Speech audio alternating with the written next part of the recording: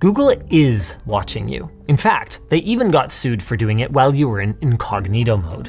But little things like lawsuits aren't going to stop them from doing it again. They make more than enough money by serving you eerily relevant ads to make up for any fines. So if nothing's going to stop them, well, you should just give up and throw in the towel, right? Of course not. In part 1 of this series on de-Googling your life, we showed you some options to loosen Google's iron grip, some of which you could argue are even superior to Google's services. And we're back again with de-Googled options for password management, cloud storage, maps, ad management, and YouTube. That's right, 5 whole ways that you can give Google the finger. Or 6 fingers if you count our sponsor. FlexiSpot. Their E7 Plus standing desk and C7 Ergo chair are here to elevate your workspace. Save big by bundling them together, then use code Linus50 for $50 off your order of $500 or more. Check it out using our link in the video description. One of the most convenient services Google offers that you might not even think about that you're using is also one of the most dangerous, the password manager that is built into Chrome and Android. I mean, it's great on the surface. You just log into your Google account and the passwords for other sites fill in automatically everywhere you go. Super convenient. But what happens if somebody gets into your Google account? Not only will all of your Google services be accessible because they all use that one login, but all of the accounts stored inside it will be exposed too. It's kind of like a 200 for the price of one special for account hijackers. Now, I get if you still want to have a Google account. That's totally fine, but you can lower your risk by using a non-Google password manager. Of course, it feels these days like everybody has a password manager, so which one do you trust? Well, the ultimate in privacy is going to be hosting your own on a computer that you control using KeePass or Bitwarden. Both of them have been around for a while, are open source, and work on pretty much anything. KeePass is single device only, but Bitwarden can even sync across multiple devices, and if you want, it can sync to the cloud as well. If you're doing that, you might also want to consider the competition. For a mainstream choice, we like 1Password. Not only does it tick all of the boxes with support for every big operating system, passkey support, 2-factor codes for secure login, and more, it also has its own twist that even if 1Password were to suffer a major leak, like what happened to LastPass in 2022, there wouldn't be any danger. When you sign up, you're given a random secret code, and that code with your password is needed to unlock your vault anytime you log in on a new device. What that means is even if somebody got your login credentials, and even if they had the file with your vault in it, they can't easily decrypt your data, at least with today's computers. Their app is pretty good too. Moving on, Proton, the Google but for privacy company that we brought up in part 1, also offers a password manager that's gotten really good and really quickly. It has support for making burner emails or aliases, 2-factor support, passkey support, and it very recently gained the ability to lock your vault with a different password from your account password, meaning even if you're logged into your Proton account, your passwords are still safe if, say, a nosy family member decides to look through your computer. Now, the fine details vary, so you're going to want to try a couple of them before you settle, but the way that they work is pretty similar across the board. You download the app or browser extension, create an account, and start storing your passwords. With the appropriate permissions configured on your device, just like Google's password manager, they should automatically detect when you log into a new website or app and offer to store your credentials. Most of them also offer to create random passwords for you, so you don't even have to think about what to use. Once you've decided on one you like, you're going to need to export your passwords from your old basic manager, and I'm going to assume it's Google Passwords here. Open it up, click the settings gear, then click Export. You'll get a CSV file that you can then import to the password manager of your choice. For 1Password, you would go to your account settings, then click your name in the top right, then Import. Click either CSV file or a different password manager, choose the vault that you want to put your passwords into, then drop the CSV into the upload box and click Continue. You can pick and choose what to carry over if you want, and when you're done, you can apply your labels. The process is pretty much the same for the other password managers out there, and most of them are going to have a page like 1Password's with the steps that you need to follow. No matter what you go with to manage passwords though, a 2-factor app that gives you login codes is a must. It is much more secure than getting these codes via email or especially via SMS. Now, most password managers these days have two-factor support built in, which is convenient. But that convenience of having everything in one place comes with the risk of having everything in one place, and we would strongly recommend a separate app. But again though, which one? Our main pick is Ente Auth. Yeah, the same Ente as in part 1. It works everywhere and can either be used in the cloud with end-to-end encryption or on a single device without the need for an account. Ente's UI is well thought out and easy to use, plus it even shows you the next code if the current one is about to expire, so you don't have to wait for it to roll over before you start typing. You can even pin, tag, and search your sites, which makes it a lot easier to manage a big list compared to Google Authenticator. They call it a labor of love on their GitHub page, and it really looks like one. Authy is another okay choice with a pleasing look and feel, but compared to Ente, it offers only basic search, which is fine for a lot of people, but there are a couple of things to watch out for. Their desktop app is no longer supported as of March, and your account login is tied to your phone number by default. So if you change your number, you will need to make sure that you update it or you can end up locked out of your account.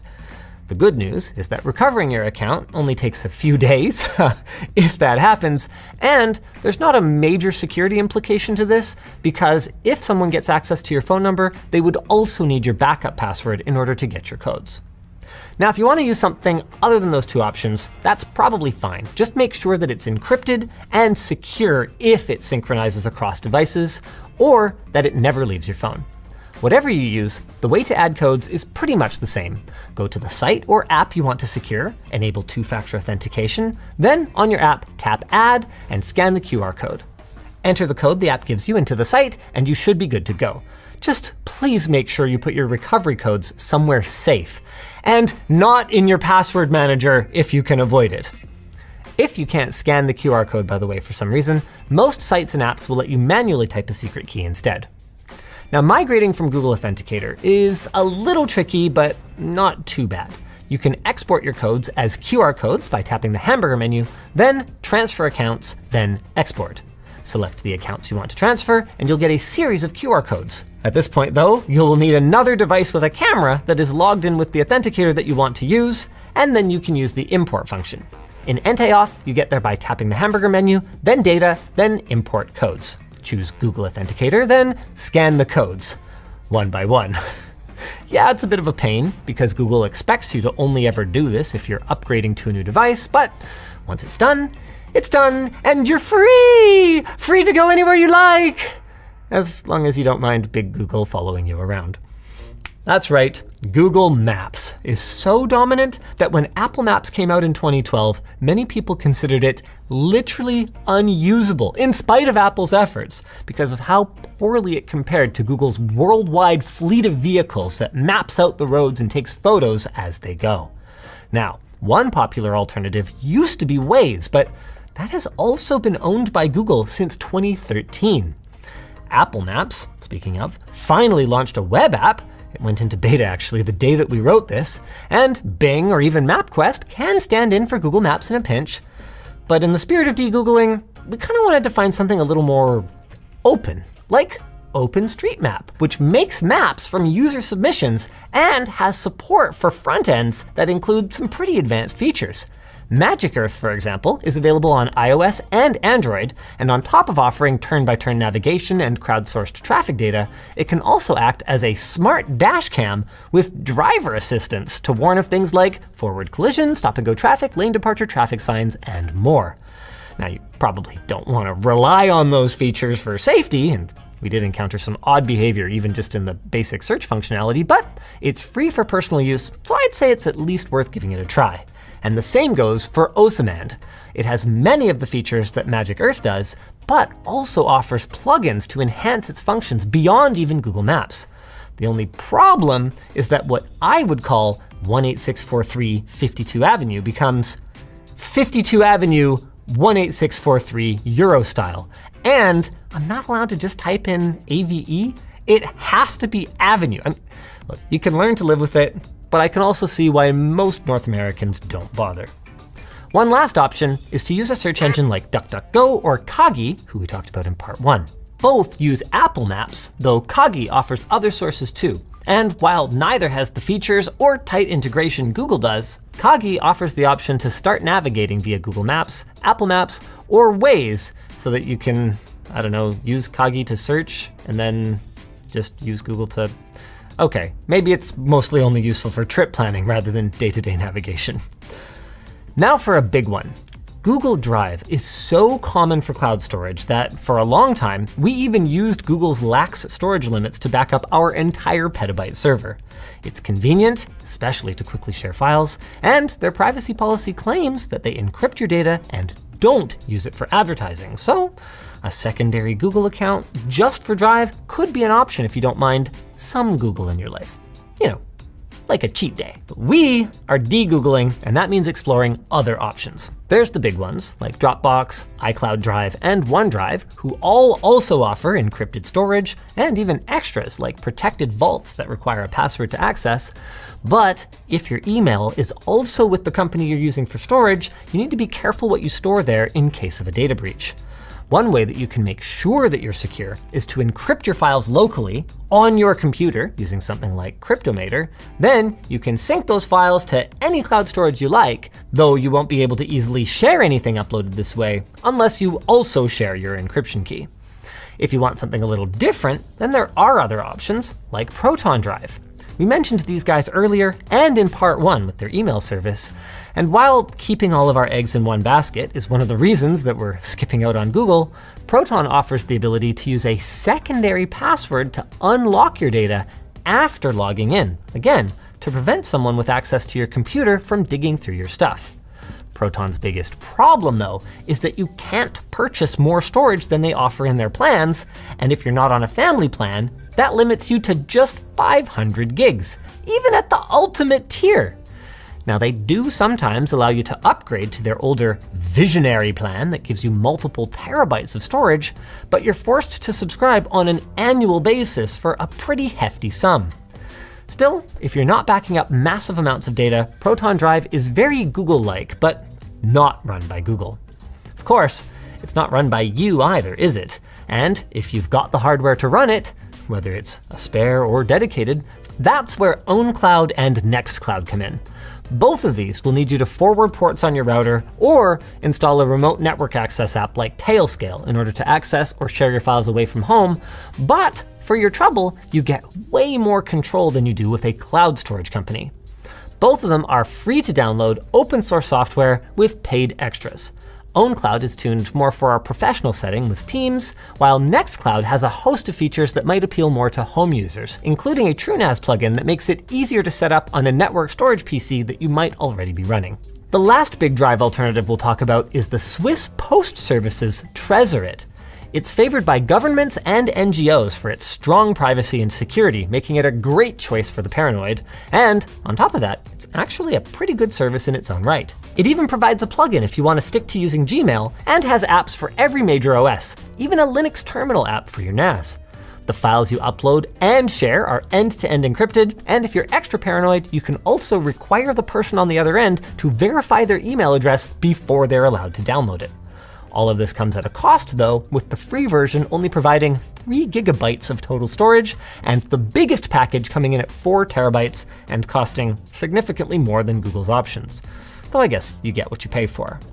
Now, speaking of paying for things, I've made my position clear that the ads on ad-supported content are the price, and that blocking them is pretty much piracy. But I've also made it clear many times that I'm not going to tell you what you should do, and the reality of it is, a lot of you are going to pirate. So, as your friendly neighborhood tech tips man, it's my responsibility to show you the right way to do it, starting with DNS. We talked about DNS in part 1, and several services offer the ability to add content filters to their responses. These are great for apps that normally wouldn't be able to use ad block, and they can even block ads in mobile apps. Again, you can learn more about that in part 1, which we'll link down below. The problem with these services is that they limit the number of lookups that you get per month, and after that, you've got to pay. That's where Pi-hole comes in. Pi-hole lets you run your own DNS filter at home using whichever servers you like, not just those filtering ones. and it's pretty straightforward to set up. We did a whole video on it a few years ago, and I'm just gonna link that down below since it really hasn't changed much. So once you've got it set up, just make sure you don't forget the step to adjust your router settings, both so that your Pi-hole has a reserved IP address that doesn't change, and to make sure that that address is the DNS server that your router points all the devices on your network to. As for ad blocking on the web, if you're running Brave, one of the browsers that we featured last time, the built-in Shields feature is pretty decent, and I would probably just stick with that since anything else is gonna make you stand out like a sore thumb among Brave users, making you much easier to identify and track, even if you're using a VPN. For everyone else, uBlock Origin seems to be by far the best option these days. It offers a default filter that will block most ads on the internet, and that allows you to manually allow content from ad delivery networks or domains that you trust or want to support. You can use custom filters to fine-tune your experience. Just be aware that adding too many filters can actually slow down your browser rather than speed it up, so try not to overdo it. Another cool function of uBlock Origin is that it can handle JavaScript blocking, which can reduce your computer's chance of getting infected with malware. uBlock Origin is available for desktop browsers based on Chromium or Firefox that can accept extensions, and it can be installed manually if you're not able to use their extension stores for some reason or another. It should be noted though, that by this time in 2025, Manifest v3's requirements are going to break it for browsers based on Chromium, if nothing changes. In that case then, there's uBlock Lite, which has the core feature of blocking ads with filter lists, but doesn't offer the ability to choose, for example, whether and when to enable JavaScript on a given site. Desktop Safari users, meanwhile, basically just have access to the extensions that are available in the App Store, just like on mobile. So for them, I'd say AdGuard is a pretty good choice for both. It can do a lot of the basic things that uBlock Lite does, but with some extra customizations available. Just remember to enable it in the extension section under Safari's settings menu and allow it to access all sites. Now, since some schools and workplaces have rules against installing ad blockers, you may not be able to do so. The good news is you can get most of the way there by disabling JavaScript on your browser here. Then, as you find sites that need it, you can allow them one by one like this. It is an extra step, but doing this can even get you past some paywalls and speed up your browser while also removing one of the common ways that malware can get into your system, and one of the common ways that Google tracks you online. Now for the big one, the site that you are almost certainly using right now, YouTube. One way out is to hope that your favorite creators are using some alternative video hosting site. Sup, float planers, woo! But let's be realistic. Most creators aren't, and even if they were, most of their viewers aren't going to follow them there. So what do?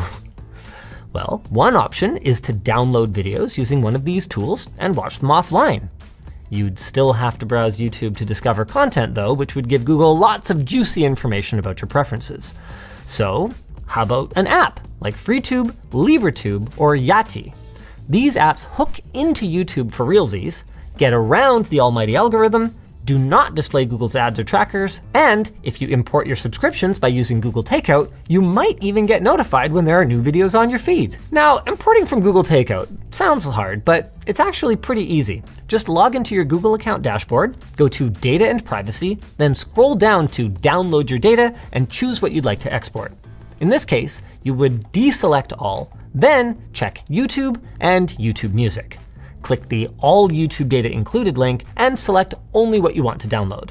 For these apps, all we need are the history and subscriptions, and history is actually optional. If you do want it, just make sure you go to Multiple Formats and choose JSON for history. Once you're satisfied, click Next, optionally choose to have this data exported periodically or just once, then click Create Export.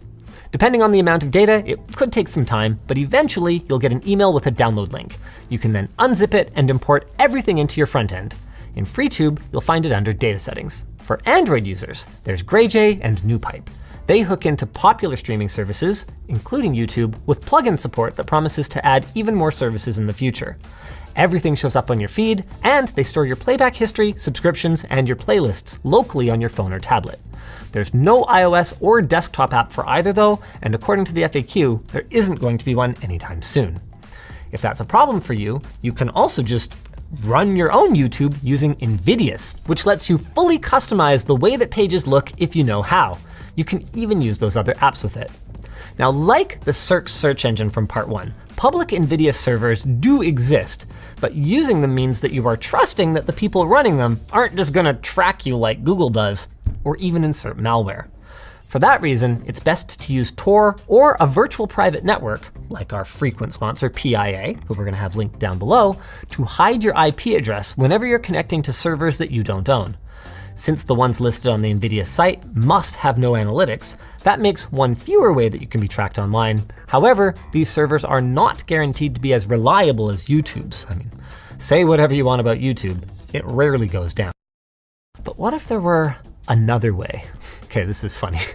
As it turns out, you don't need anything extra or any weird workarounds to watch YouTube without ads. And I'm not kidding when I say this is actually a weird trick. Try this right now. Open up a private window or a browser that you don't use very much, and then go to Bing.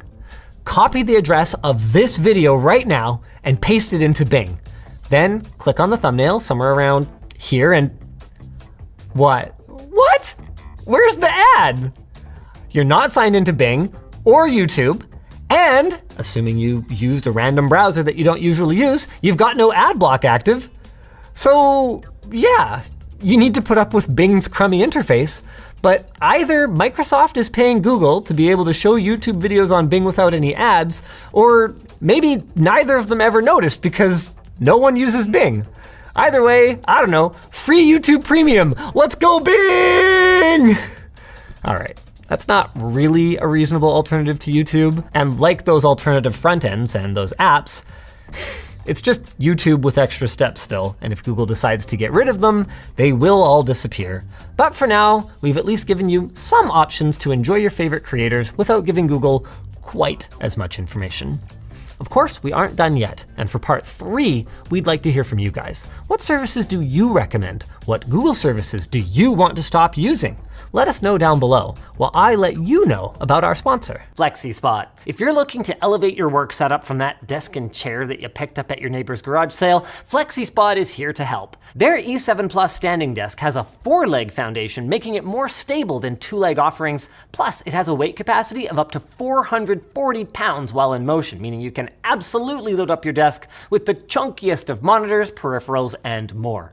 And if you're worried that your tush isn't going to be fully supported, have no fear, their C7 Ergo chair is designed to relieve pressure and mitigate fatigue during long hours of work or play. If all of that sounds good, you're in luck because FlexiSpot is holding their anniversary sale in August, and you can bundle up both the E7 Plus and the C7 to get a nice chunk of change off your purchase. Even better, you can save an additional $50 on your order of $500 or more with code Linus50. We're going to have all the details and exactly where to go to claim the deal linked in the video description. If you guys enjoyed this video, go check out part 1 of this series for more on how you too can rid yourself of the Alphabet Company. Anything sounds ominous when you say it like that.